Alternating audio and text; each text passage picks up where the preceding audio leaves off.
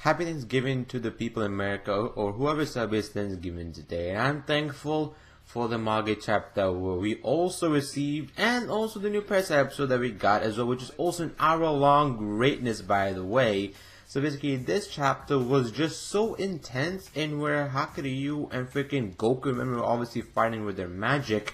And also Judar actually had a secret weapon, which was also his isolation barrier. Yes, he had a barrier that was basically able to isolate all the magic and not allow you to use magic. Also, that was a technique that the person in Magnetus, basically the Academy of Magic, was trying to develop in secret. And also Mogamet, he was trying to develop the whole technique. Eventually, he didn't get to learn, of course, due to his ultimate demise, but Judar managed to learn that technique and disable everybody's magic, and Hakuryu just was going ham on her.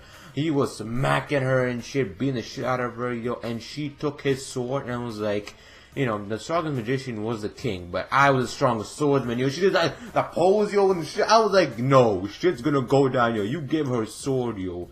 Arba was the strongest swordsman. She did teach Solomon how to use the sword, how to wield it, because a great magician also needs to know how to obviously use a sword just in case magic were to get disabled. Obviously, you know, since they're part of the resistance, what happened when they took away their magic? That's when Arba came in to obviously teach him how to use the sword and everything else. And wow, Arba just, Goken Ren just went in, yo. She was slashing, bashing him, yo. He was getting bleed and everything else. And also, Phoenix magic was also useless, basically. Koan's Phoenix magic was basically rendered useless. And basically, he can't use Zygon's like an artificial arm to lift the spear because obviously he's made of magic. So obviously, he only has one arm to use. So basically, his arm is basically just a useless wooden piece he has with him, which is also interesting because that just shows that, you know, nobody has an advantage here. I like that Shinobu Bata did this very clearly. She explained that through the use of character and everything. She explained everything in detail, and also loved how she explained everything. You know, obviously when the isolation barrier is made, nobody can use any magic. Not even Zyga's magic can be used.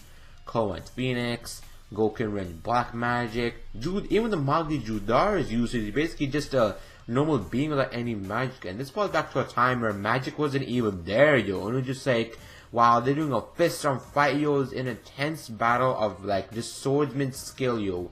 Goken Ren has 1,000 years in sword skill, yo, and Hakuryu obviously learned how to use the sword when he was younger. Obviously, they both are really good. And also, what was intense was, yo, freaking Goken Ren, she kissed freaking Hakuryu, just so you know, you hate me a lot. I did that. I was like, yo, you bitch. Yo, what? Yo, I was like, I was surprised. I was like, you bitch, yo. And she was so happy that, you know, freaking he hates her a lot. I was like, god damn it, yo. Oh, I thought Hakuryu gonna die, but I'm like, I'm an idiot. We all know how it ended, obviously, but I don't know how they do it. And also how when the two generals showed up towards the end, I was like, oh my god. You know, I thought those guys were maybe paralyzed. They, you know, they died or something, but they're paralyzed for the time being. And obviously they were dead at the end. Maybe they got their mind erased, or maybe when they freaking slashed them, they showed them the memories. Oh wait, they already know what happened. So maybe their mind changed and say, you know, we're not gonna allow you to lay your hands on the future emperor. And then, you know, there was just, oh my god, dude, I want to know what are the two generals going to do in this chapter, in the next chapter, yo.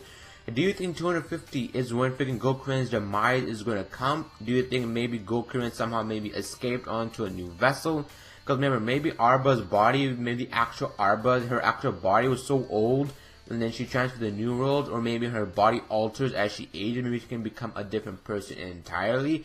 Because I have a feeling that the leader of all Thawmon is not going to die that easily. I know it's 250, going to be 250 chapters soon, but I don't think the leader of all Thawmon is just going to die that easily. She's powerful, she has amazing swordsman sword skills. She's a leader of Thawmon. Obviously, she has amazing quantity of Black Rook. The Borg is she, but she's able to obviously have the divine stave with her, which is basically a magical power producer of its own. It's like, what is just gonna happen? I'm really am interested to see 249 and 250 launch maybe the same day. Wouldn't that be awesome? Like, maybe get like 2 chapters that launch in the same week just to see obviously what's gonna happen. I still have a feeling that, you know, Gokuren's demise is going to come at chapter 250. Be sure to let me know what you guys thought of this chapter overall. It was really intense, and I really did enjoy this chapter a lot. like the video if you did enjoy the video, subscribe if you have not already, it does help the channel a lot, and as I said,